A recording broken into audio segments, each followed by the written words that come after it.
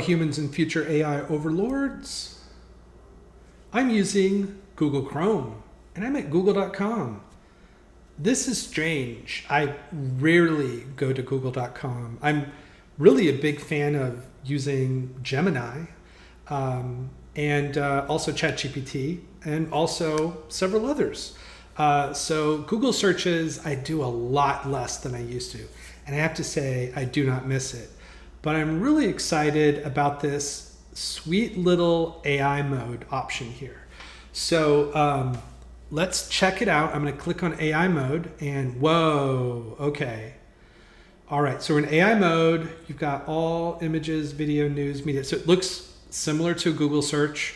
Meet AI mode, ask detailed questions for better responses. We've got a microphone. It's got some sample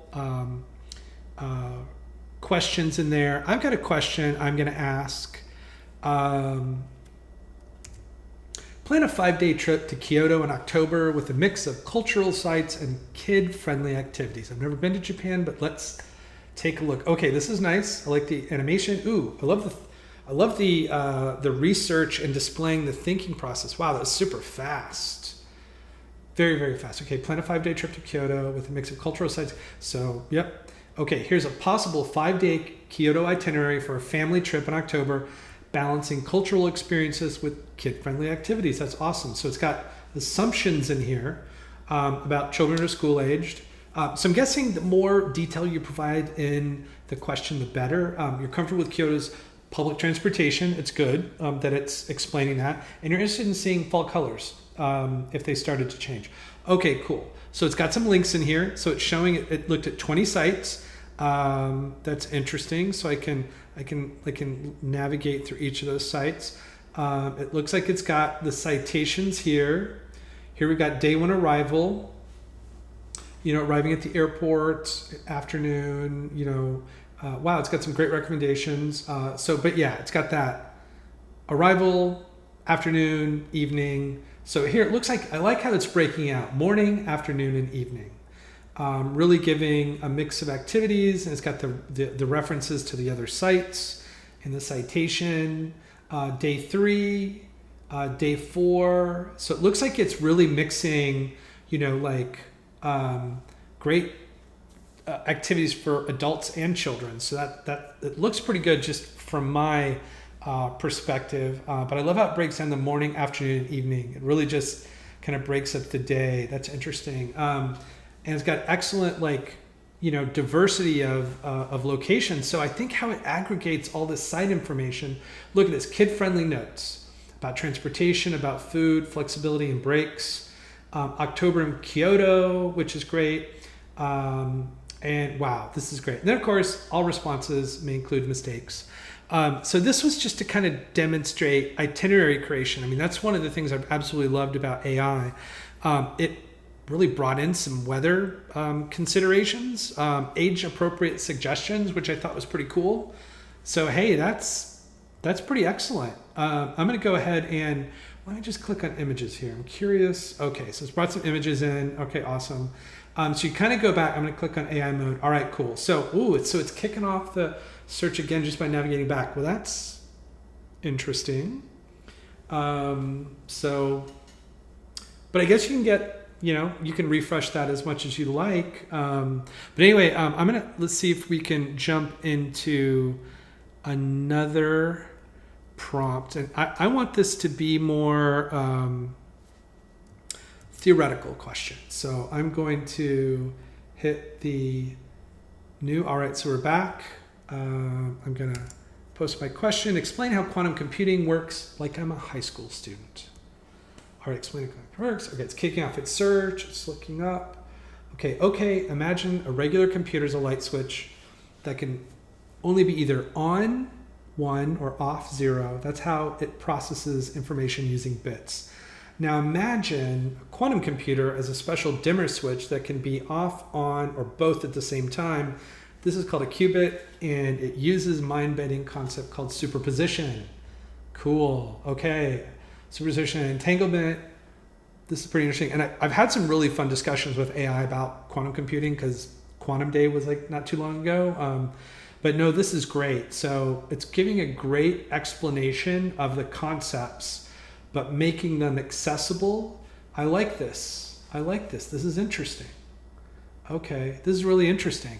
So it's got 14 sites in here, and that's pretty cool. So study.com, life science. So it looks really legitimate, and this just feels like it's kind of a simplified educational explanation, and to me that I think is really interesting.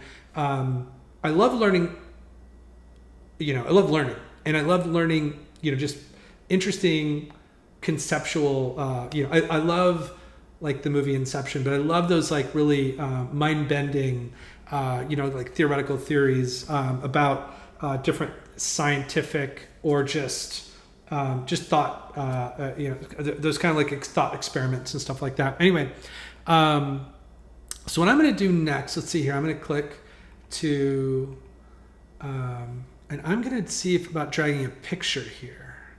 I don't know if this will work. So that did not work. Okay. So if I wanted to add a picture, how would I do that?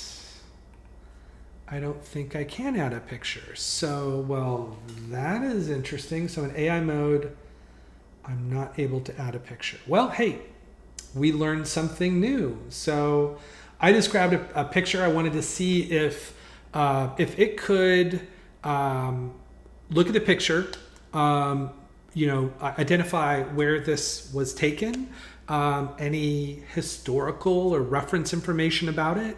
So yeah, well, that's a bummer. Maybe it works on mobile better. Who knows? Let's see here. So let's ask a more geolocation question here. So show me houses under $750,000 with a large backyard and good schools nearby in Austin, Texas. I miss Austin. Such a wonderful place. All right, it kicked off the search. Okay, this is interesting. Okay, 5 sites. So interesting. Interesting the sites it chose. You'd think it would pick up like, so it's got homes, it's got realtors. Yeah, okay, now, I was wondering like, why wasn't seeing any like, Zillow? See, that's what I was hoping. I was like, oh, why isn't it going to those sites? All right, yeah, this is really good. So it's finding homes under $72,000 with a large backyard and good schools can be challenging. Here are some neighborhoods and strategies to explore. So interesting. So it's identifying neighborhoods, Avery Ranch, Cedar Park, Round Rock, South Austin. Yeah, totally. Oh man, there's some flashbacks to school in Austin. Wow. Keep Austin weird. Super awesome. I miss that crazy city. Strategies for your search. Consult real estate agents. Use online search filters. Okay, so it's helping. It's not necessarily, it's helping me come up with the strategy. So this makes sense. Be flexible, consider nearby suburbs, absolutely. School zones. Okay, so, I find that response less than what I thought it was going to be, because that feels like it's telling me stuff I should already know. But pretty high level. It's got some references in there. I would go to these real estate sites and I would go to Zillow and things like that. So that feels a little basic. But hey, not every question is going to get a spectacular response. Let's try another one. So this is, give me a vegetarian version of chicken tikka masala with fewer than 500 calories per serving. All right, so it's kicking off, it's looking at, it's getting info. Okay, I like how it shows it, but dude, it's speedy. All right, awesome. So let's see here. So this is about taking a recipe, but transforming it a little bit, doing some calorie calculations and dietary adaptation and stuff like that. So here is a recipe. Now, I do not cook. I wouldn't recommend, if I did cook, you eat anything I make. But anyway, so the recipe uses paneer as a protein source, incorporates cauliflower for added bulk and nutrients. Okay, cool. So prep time, 20 minutes, cook time, 30 minutes, double that for me, maybe triple it. So it's got all the ingredients here, which is great. This looks really delicious. This looks really delicious, man.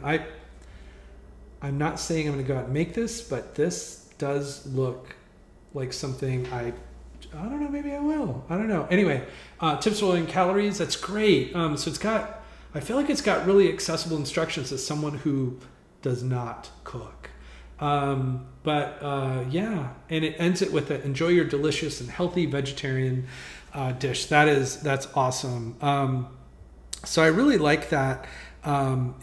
Just the way it kind of pulled stuff together. It's so funny the way we look up content online and how it's changed over the years. And this is just another evolution. Let's take a look at cross-domain summarization. So this is, doing research, essentially, research about research on AI ethics. And we've given a time frame that's sort of the modern AI world. So summarize key insights from the top 3 most cited research papers on AI ethics published after 2020. Let's see how this goes. So kicking off, looking at, wow, it's so speedy. All right. So it says, while identifying the absolute top 3 most cited AI ethics papers published after 2020 is difficult due to the varying citation database and rapidly evolving research, here's a summary of influential and highly cited research areas in specific papers that have significantly shaped the field. So hey, it's telling you it's got limitations and it's being upfront. Hey, that's awesome. That's great. Algorithmic bias and fairness, great. I love how it's giving insights and impact, and then the example papers. Transparency, explainability, and accountability. Yep, absolutely. Key insights and impact. Example papers, privacy and data protection, insight and impact with reference papers. So it says, no, this is a general overview. The field of AI ethics is continuously evolving. For specific highly cited papers, it's recommended you consult an academic database like Google Scholar. Well, if you've got access to Google Scholar, couldn't that pull it in here? Or Web of Science, and search using relevant keywords. Okay, well, so I have to say the thing I like about it is that it was telling me, hey, got limits, and it was being, really upfront about it early on, but I felt like it did a really good job of replying. And you know how like AIs hallucinate and they'll just tell you everything you want to hear, and even the things that they make up that you think you want to hear, and they're in a way I like that it's saying, hey, I've got limits, let me be upfront, and here's my here's the information I have, and then I'd recommend you go to these other sources. I think that's fantastic. So let me go ahead and let's try another one. So let's look at entertainment. So suggest a list of movies like Inception and tell me why each one fits. Okay, cool. Because I love the movie Inception. All right, wow, that moved pretty fast. Okay, so if you enjoyed the mind-bending, visually stunning experience of Inception, which I did, here's a list of movies with similar themes and qualities and why they might appeal to you. See, I love that you get the why. It's great to get links to things, but let's see how it does. Let's see what it is. Okay, The Matrix. Like Inception, questions the nature of reality. Yeah, Matrix is totally, yeah. Memento, another mind-bending film. Shutter Island, psychological thriller. That one skews a little challenging, but hey, in the field. Fight Club, also another, mind-bending, theme. The Prestige, yeah. Interesting. So those recommendations were under mind-bending and reality questioning, which I like that it's kind of categorized these. Then Dreamlike and Surreal, Eternal Sunshine of the Spotless Mind, and Paprika. Let's see here, sci-fi with intellectual depth. So Interstellar is a great example. Arrival, I love Arrival. Source Code is also very good. So yeah, these movies offer a blend of thought-provoking themes, visual spectacles, and complex narratives that may resonate with fans of Inception. So many of these recommendations, I'm absolutely like, yes, I've seen those. A couple I've not seen, but maybe I should.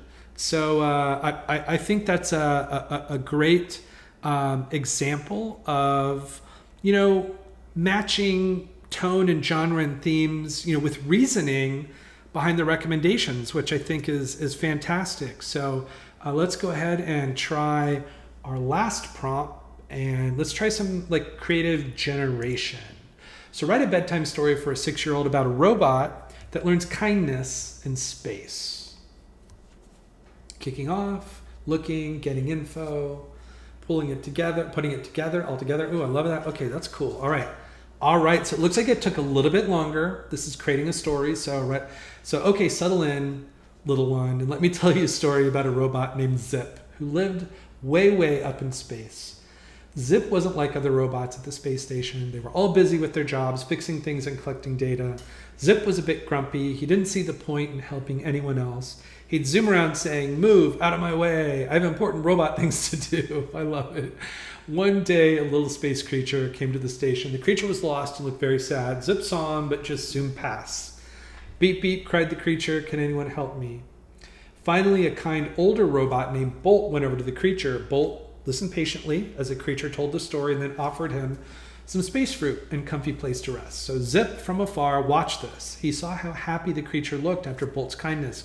He started to wonder if maybe, just maybe, helping others wasn't so bad after all. The next day, Zip saw a different robot struggling to carry a heavy box of space tools. Usually Zip would just ignore it, but this time he hesitated. Then he took a deep breath and went over to help. "I can help you with that," Zip said, surprised by his own words. Then another robot looked up in surprise and said, "Really? Thank you." So Zip helped carry the box, and they started chatting. Zip discovered helping others felt good. It made him feel less grumpy and even made his circuits buzz with a new kind of energy. So from that day on, Zip started looking for ways to be kind, helped other robots with their work. He played games with the space creatures and even started bringing Bolt some space fruit as a thank you. Zip learned that being kind made him happier than zooming around on his own. He discovered that kindness was a superpower, and he used it to make the space station a brighter and friendlier place. And you know what, little one? Just like Zip, you can use your kindness to make the world a brighter place. Now close your eyes, think happy thoughts, and dream sweet dreams. Good night. I'm sorry I read that whole thing, but that was adorable. I absolutely love that story. That is fantastic. And it was moving. It created it in seconds, and it was thoughtful, and imagine, I just think as a kid, I loved it as an adult. I would even love it even more as a kid. It appealed to me and all my nerdiness. But anyway, I do have to say, I am really impressed with AI mode. It's interesting seeing how Google is evolving Google search and still leveraging sites and links and stuff like that. So it'll be interesting to see how this evolves. But thanks for hanging out. So much amazing stuff going on this week. I was really excited to look at Google search and how it's updated with AI mode. And I have to say, it's pretty cool. Will I use it? I think I'm still going to use Gemini, but I may occasionally check it out. Anyway, you have a great day and do awesome things with AI. I know it's a lot. There's just so much. It's overwhelming, the speed of change, and AI is just speeding up everything. But, just be kind to yourself, take your time, learn a little bit every day, and in no time you'll feel a little bit more comfortable and eventually a lot more comfortable. And anyway, take care and see you in the next video.